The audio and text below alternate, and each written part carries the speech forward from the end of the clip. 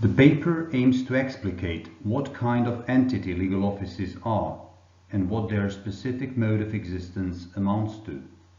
That is, it aims to explicate in virtue of what legal offices can be said to exist. Also, it aims to explain in virtue of what these offices can be said to be legal. While the basic idea rests on an anti-realist ontological position, according to which artifacts and thus per hypothesis legal offices are at least partly mind-dependent entities, the paper strives to show the relevance of the actual use of legal offices for their existence. By using the initial concept of legal office as found in ordinary legal discourse, the paper makes a distinction between original and derived legal offices in order to account for the relevant differences between the offices of the first constitution maker, legislature and judiciary, in particular with regard to the issue of what makes them legal. This is followed by the explication of that in virtue of which legal offices can be said to exist and how they should ontologically best be understood. Finally, the paper analyzes the way in which legal officials as office holders and their carrying out the deontic powers conferred on them can be said to affect the existence of legal offices. Let me start by listing some paradigmatic examples of legal offices. Presidency, legislature, and judiciary are what is sometimes called public offices. Moreover, some extend the notion of legal office to such things as ownership and trusteeship, which might be called private offices. From the analysis of ordinary legal discourse, one can infer the preliminary definition of legal offices as statuses accompanied by the deontic powers to create, apply, and enforce legal norms that are attached to certain people, office holders, legal officials, directly or indirectly by an existing legal norm. Legal offices that are covered by this initial concept of legal office might be called derived legal offices. Derived legal office is a legal office that is brought into existence by an existing positive legal norm.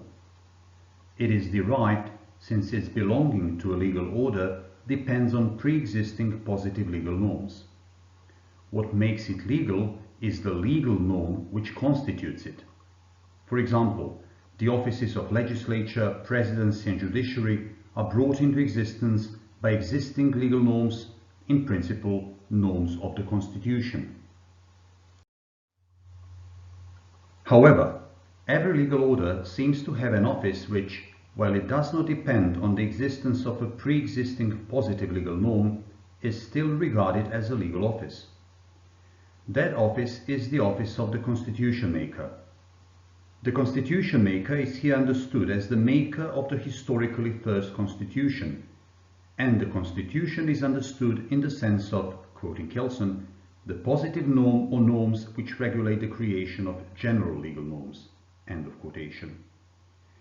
The Constitution maker, as understood here, is by definition the office that consists in the power to issue the norm on the production of other norms of a legal order, and in this sense, the first positive norm of a legal order.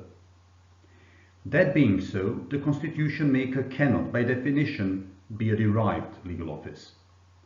If it were brought into existence by an existing positive legal norm, the norm it issued would not be the first positive norm of a legal order, that is, the first Constitution.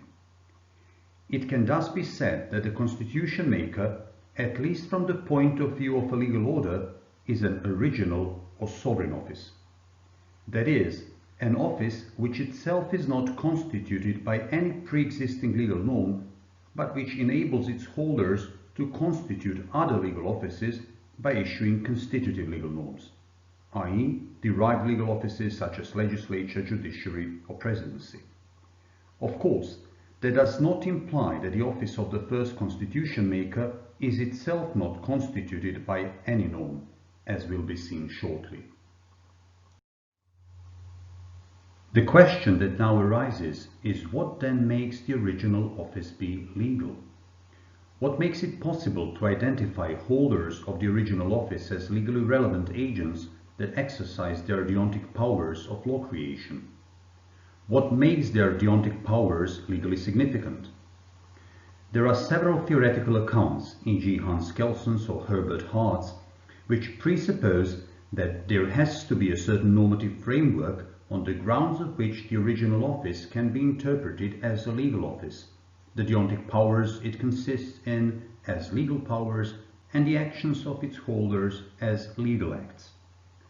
According to my artifact theory of law, the office of the constitution maker is constituted by the norm of recognition, which itself is constituted by the practice of citizens in the sense of members of the relevant community. Citizens, including legal officials, are those who, by their collective recognition, impose the institutional status of first or original legal office on certain people, and in doing so confirm them the deontic powers to issue the norm or norms which regulate the creation of general legal norms, i.e. norms on legislation. In this sense, it can be said that members of the relevant community are the authors of the office of the first constitution maker and of legal officials as its holders.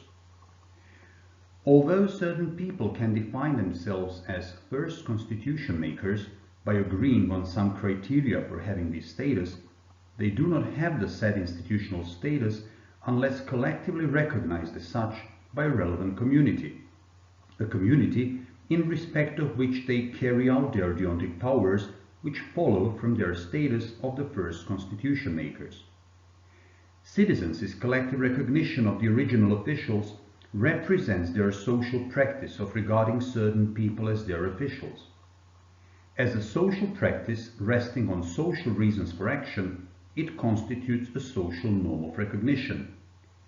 Apart from being a social norm, it is a double constitutive norm, as it constitutes the institutional status of the original legal office and makes the conceptual framework for an instantiation of their legal system, which, on the basis of the division of labor, is carried out by both the original and the derived legal officials, setting the criteria of identification of the sources of law in a relevant community. Thus, according to my artifact theory of law, the office of the constitution maker is a legal office not because it is created by law or recognized as such through the practice of only legal officials, but because it is collectively regarded as a legal office by citizens. Thus, like Kelson's basic norm and Hart's rule of recognition, citizens' norm of recognition is not an enacted positive legal norm. Unlike Kelson's basic norm, which is a presupposed norm, but like Hart's rule of recognition, citizens' norm of recognition is a social norm. Finally, unlike both Kelson's basic norm, which is presupposed by officials, and Hart's rule of recognition, which is constituted by the practice of officials, citizens' norm of recognition is constituted by the practice of citizens. Legal offices are not natural entities like water, gold, and tigers. They should best be understood to be social constructions. They are social constructions in that they are created by humans, which obviously create them for some purpose. The purpose of legal offices is reflected in the deontic powers they carry, that is, in the powers to identify, create, and apply law.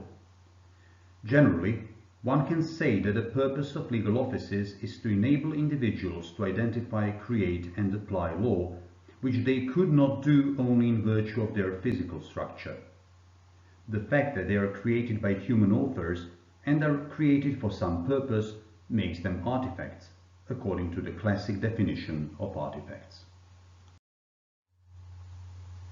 Drawing on Searle's theory of social construction, one can define legal office as the status function carrying the relevant deontic powers, which is brought into existence and imposed on an individual or a group of individuals by either the direct or the indirect collective recognition of the relevant constitutive rule. The fact that they are norm-based and require for their existence collective intentionality meaning that they can initially be created only if there is collective recognition of the relevant constitutive norms which confer the status function of legal office, accompanied by the relevant deontic powers, and can continue to exist only for as long as this recognition is maintained, makes legal offices institutional artifacts. The historically first legal office, i.e. the office of the first constitution maker of a particular legal system, is constituted by the collective recognition of an uncodified or implicit individual constitutive norm. A relevant community collectively recognizes a certain group of people as their constitution makers, thus imposing on them the institutional status of the office of constitution maker with the corresponding deontic power to issue the norm on the production of other general norms of the relevant legal order. All subsequent legal offices are in principle constituted by the codified or explicit general constitutive norm posited either by the holders of the historically first legal office, e.g. through a constitutional norm, or the holders of derived legal offices, e.g. through a statutory norm. However, even in this case, there necessarily has to be at least an informal, uncodified or implicit collective recognition by citizens, which ensues from their initial recognition of the legal office of the first or original officials and their corresponding deontic powers, including the power to codify the norms which constitute derived legal offices and on the basis of which the holders of these offices are elected or appointed. This is so since codification cannot be socially efficacious if a legal system as a whole lacks a certain degree of informal collective recognition by a relevant community.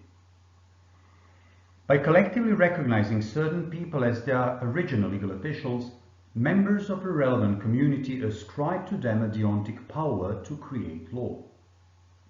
However, since citizens have collectively recognized that certain people are their legal officials and have thereby collectively recognized that what officials create as law is law, they are committed to the fact that certain people are their officials and that what they create as law is the law of their community. In so doing, they are also committed to participating in a legal practice which was conceptually made possible by the practice of officials. That is, once these norms have been identified as the legal norms by the officials of a legal system, citizens are committed to complying with them and to using them when regulating their mutual relationships.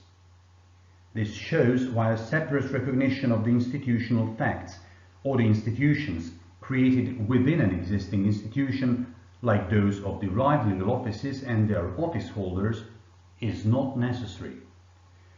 By collectively recognizing the institution of the first constitution maker and indirectly a legal system, one has already committed himself or herself to recognizing particular norms created by the holders of derived legal offices as the legally valid norms of his or her legal system.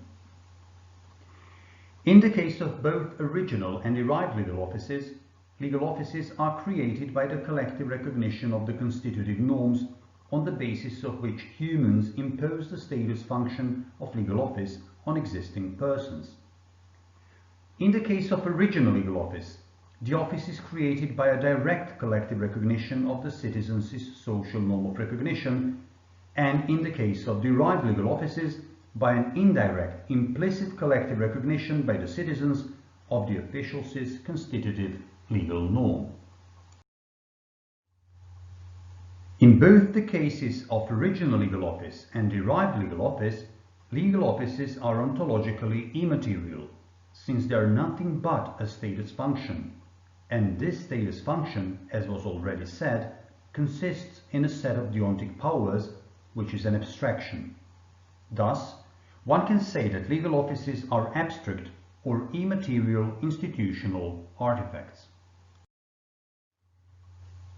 While both original and derived legal offices are created by the collective recognition of a constitutive norm, the difference between the two is that, in the case of the original legal office holders are called to their offices directly, since the citizenship norm of recognition refers to an individually determined individual or group of individuals, and in the case of derived legal offices, office holders are called to their offices either directly or indirectly, since in some cases officials' constitutive legal norms require a certain act, such as nomination or election, by which an individual or a group of individuals is called to the office.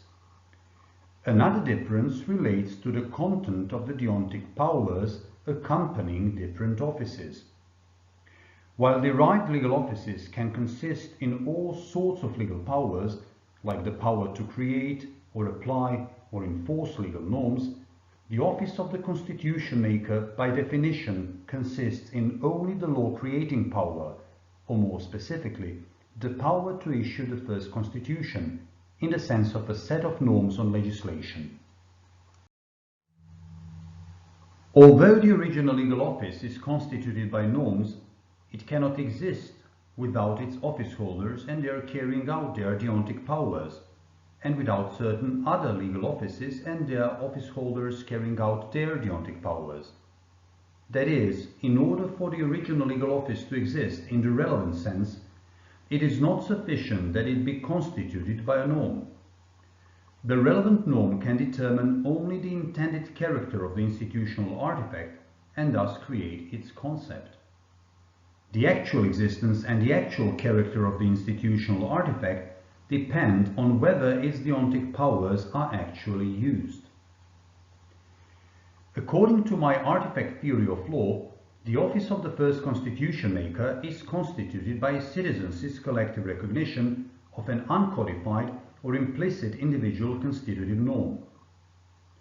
Since individual constitutive norms are those which constitute the relevant status by ascribing this status to particular pre-existing individuals, the citizen's norm of recognition presupposes the existence of certain individuals who are collectively recognized by citizens as the first constitution makers and their legal officials.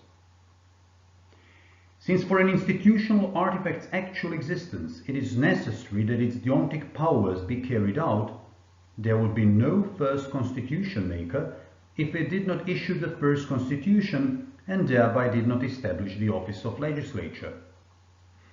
Also, the function of issuing the first constitution is not merely to establish the office of legislature, but also to fill this office with individuals who will carry out their deontic powers of producing general legal norms.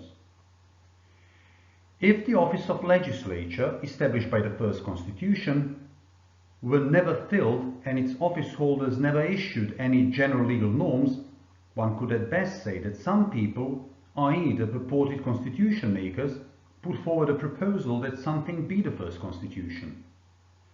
Also, if the purported legislators issued some general norms and these were never applied by the law-applying organs, one could at best say that some people, i.e. the purported legislators, put forward a proposal that some norms be legal norms of their purported legal order.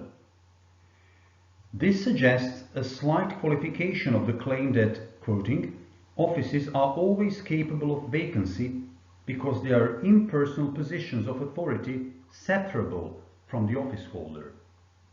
End of quotation. The office of the first constitution maker can never be vacant, or in other words, there can never be an institutional gap with regard to the office of the first constitution maker. In order for it to come into existence, there have to be certain people who are recognized as holders of the office of the first constitution maker. Also, since the deontic power of issuing the first constitution is, by definition, exhausted by carrying out the act of issuing the first constitution, the problem of continued existence of the office of the first constitution maker and its potential vacancy does not arise. The same holds for the offices of legislature and judiciary when it comes to their coming into existence. If the offices of legislature and judiciary are not filled initially, one could claim that in fact no legal offices exist, since no deontic powers accompanying these offices were carried out. However, the offices of both legislature and judiciary can indeed become vacant without ceasing to exist for as long as there exists a norm regulating how the office holders are to be called to the office. This is so since in both cases it is possible, and indeed is often the case, that their office holders are called to the office indirectly, and since their deontic powers are not exhausted by being carried out. To conclude, legal offices, as institutional artifacts, can be said to exist in virtue of their constitutive norms which are collectively recognized by members of a relevant community, on the condition that they are, at least initially, filled with officials who actually carry out the deontic powers accompanying the offices they hold, and for as long as the initial citizens' collective recognition of the original officials is not withdrawn.